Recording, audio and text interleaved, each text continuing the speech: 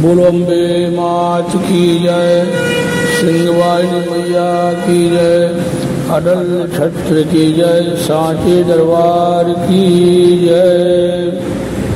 सर्व मंगल मांगल्ये शिवे सर्वार्थ साधके, शरण्ये त्र्यंबके गौरी नारायणी नमोस्तुते।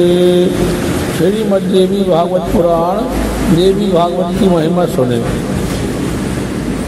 एक समय में भगवत चर्चा के प्रेम बहुत सारे ऋषि एकत्रित होकर व्यास जी के शिष्य सूत जी से जाकर बोले, हे ज्ञान निधि, आपके अनेकानेक प्रवचनों से हमारी बुद्धि निर्मल हुई है और श्री हरि चरणों में हमारा अनुराग बढ़ा है।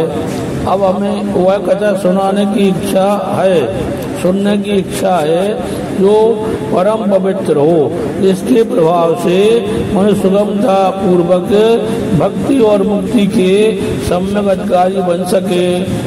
आपने हमें भगवान शंकर के पावन चरित्र और भगवान कृष्ण की अद्भुत लीलाएं सुनाकर तो कृतकृत किया है, लेकिन इस समय हम आपके मुख से मनुष्यों को अनायास और सुनिश्चित रूप से मुक्ति भुक्ति और रिद्धि सिद्धि प्रदान करने वाला पुराण सुनना चाहते हैं। सूर्य जी ने कहा, ऋषियों, तुम बड़े भाग्यशाली हो, जगत का कल्याण करने की इच्छा से तुमने ये बहुत उत्तम बात पूछी है।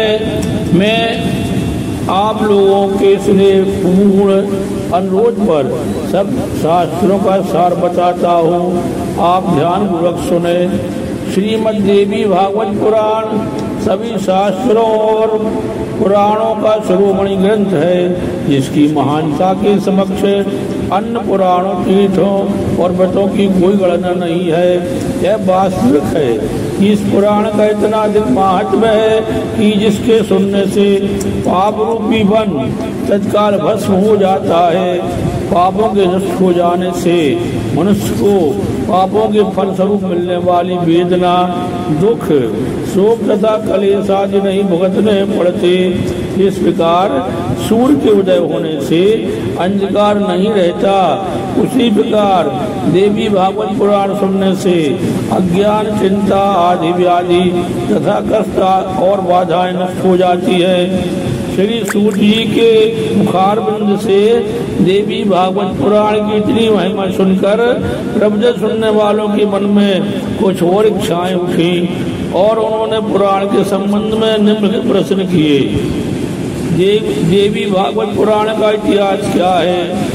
इस पुराण को किन किन महापुरुषों ने पहले सुना है? इस पुराण के पारायण से किन किन कामनाओं की सिद्धि होती है? इस पुराण के पढ़ने और सुनने की विधि क्या है? बोलो अम्बे मात की जय, सिंहवाहिनी मैया की जय, अटल छत्र की जय, सांचे दरबार की जय। ओम नमश्चंडिकाय अम्बे मात की जय। देवी भागवत पुराण का इतिहास। सूर्य जी ने बताया कि महर्षि पाराशर के वीर और देवी सत्यवती के उदर से उत्पन्न श्री वेद व्यास जी ने अपने समय के मनुष्यों को देखते हुए सर्वप्रथम वेद का 4 भागों में विभाजन किया और उन्हें अपने 4 विभिन्न शिष्यों को पढ़ाया। फिर उन्होंने वेद अध्ययन के अनाधिकारियों तथा अल्पमति वाले मनुष्यों के कल्याण की कामना के लिए और उन्हें धर्म साधन में प्रवृत्त बनाए रखने के लिए 18 पुराणों और महाभारत की रचना की। ऋषियों, मेरे परम पूज्य गुरुदेव श्री वेद व्यास जी ने 17 पुराणों के प्रचार का काम तो मुझे सौंपा, लेकिन भोग और मोक्ष दोनों का दाता देवी भागवत पुराण उन्होंने स्वयं ही जन्मेजय को सुनाया। जन्मेजय के पिता परीक्षित को तक्षक नाग ने डस लिया था और परीक्षित ने आत्म कल्याण के लिए श्रीमद् भागवत पुराण सुना था। परीक्षित ने 9 दिनों तक निरंतर विधि पूर्वक भगवती दुर्गा का पूजन किया और व्यास जी के मुखारबिंद से जगदम्बा की महिमा से पूर्ण देवी भागवत का भी पूरे 9 दिनों तक श्रवण किया।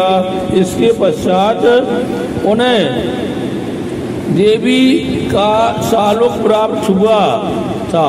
अपने पूज्य पिता की इस प्रकार से हुई सदगति को देखकर राजा जन्मेजय जहाँ अत्यधिक प्रसन्न हुआ था, वहाँ उसने वेद व्यास जी को प्रसन्न करके 18 पुराणों में सर्वोत्तम देवी भागवत पुराण सुनाने को भी राजी कर लिया।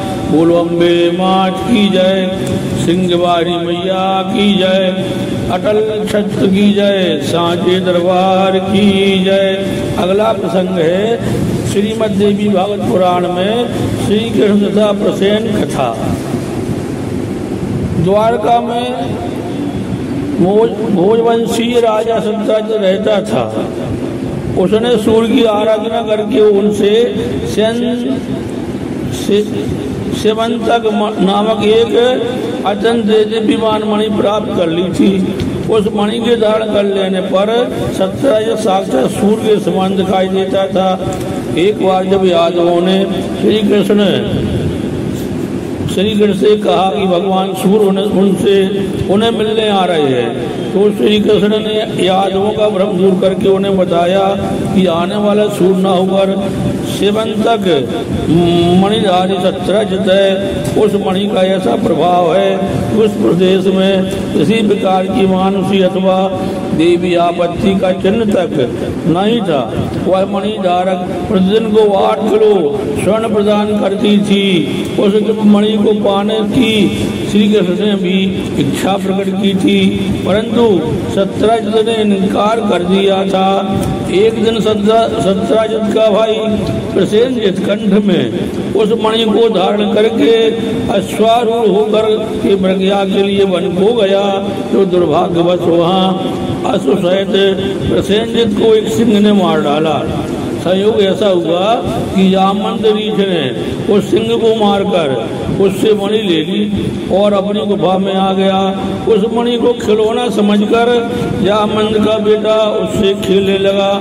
इधर द्वारका में यह बात फैल गई कि सत्यराज द्वारा मणि लेने से इनकार करने पर श्री कृष्ण ने ही उसके भाई का वध कराया है और मणि अपने अधिकार में कर ली है। श्री कृष्ण इस मिथ्या अपवाद से दुखी तथा चिंतित हो उठे। उन्होंने सत्य का पता लगाने का निश्चय किया और फलते वे प्रसेनजित की खोज में निकल पड़े।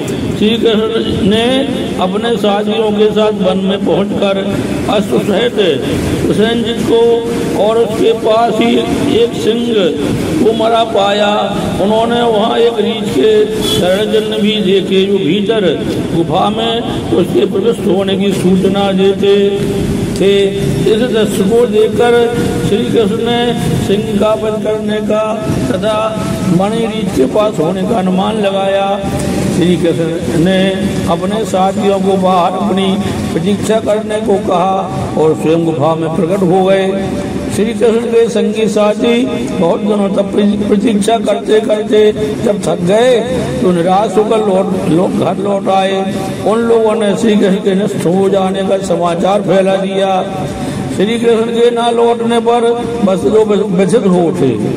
इसी समय देवर्षि नारद का वहाँ शुभागमन हुआ और उन्होंने पुत्र की चिंता से आकुल व्याकुल वसुदेव को देवी भागवत पुराण सुनने का परामर्श दिया।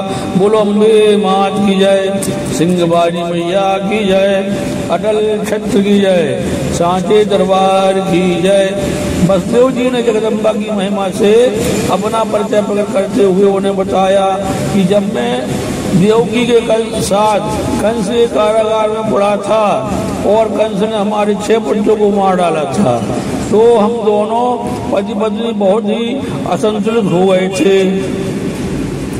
उस समय मैंने अपने कुल पुरोहित महर्षि घर को बुलाकर उनसे अपने दुखों की निवृत्ति का उपाय पूछा, तो गुरुदेव ने मुझे देवी भागवत का पारायण करने को कहा था।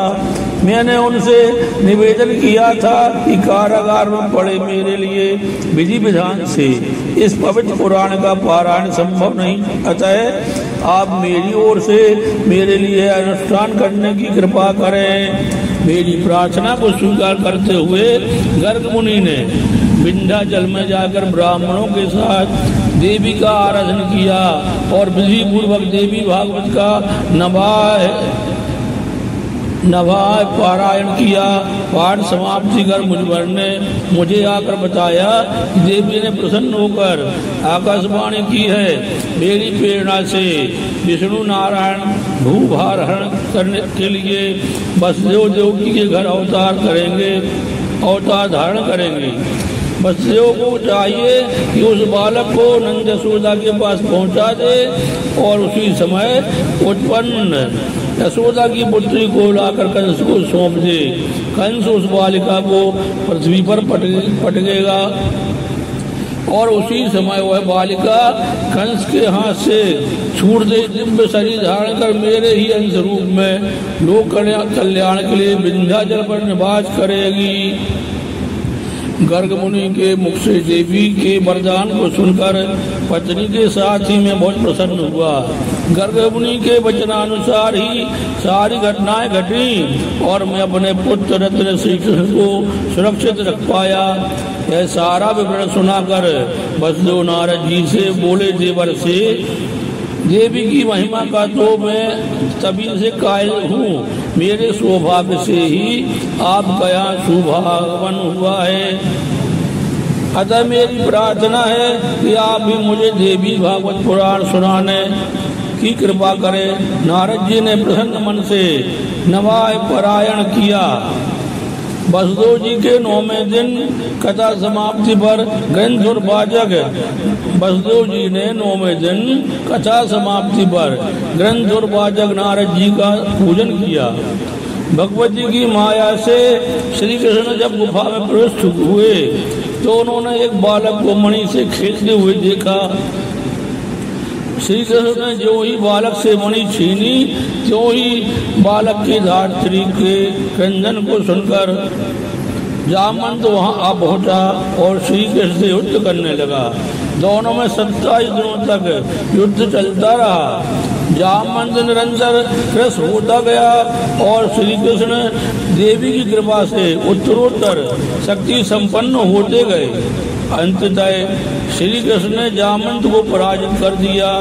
जगदम्बा की कृपा से जामवंत को पूर्व स्मृति आ गई और उसने त्रेता में रावण वध करने वाले श्री राम को ही द्वापर में श्री कृष्ण का अवतार जानकर भगवान का वंदन किया तथा ज्ञान में अपने किए अपराध के लिए क्षमा याचन किया। जामवंत ने मणि के साथ साथ अपनी पुत्री जामवंती भी श्री कृष्ण को समर्पित करके उन्हें प्रसन्न किया। इधर मथुरा में कथा समाप्ति के दिन वसुदेव जी जब ब्राह्मणों को भोजन करा कर आशीर्वाद ले रहे थे तभी श्री कृष्ण मणि और भार्या से वहां पहुंचे। श्री कृष्ण को देखकर सभी हर्षित हो उठे। वसुदेव जी और देवकी ने तो हर्ष के आंसुओं से अपने नेत्रों के तारे का स्वागत किया तथा भगवती के प्रति आभार प्रकट किया। वसुदेव जी को श्रीमद् देवी भागवत कथा पुराण सुनाकर और उन्हें सफल काम बनाकर नारद जी देवलोक को चले गए। बुलम्बे मात की जाए, सिंहवाणी मैया की जाए, अटल क्षत्रिय साझे दरबार की जय। जय माता अम्बे जय जगदम्बे, जय माता अम्बे जय जगदम्बे, जय माता अम्बे जय जगदम्बे, जय अम्बे गौरी मैया, जय अम्बे गौरी मैया।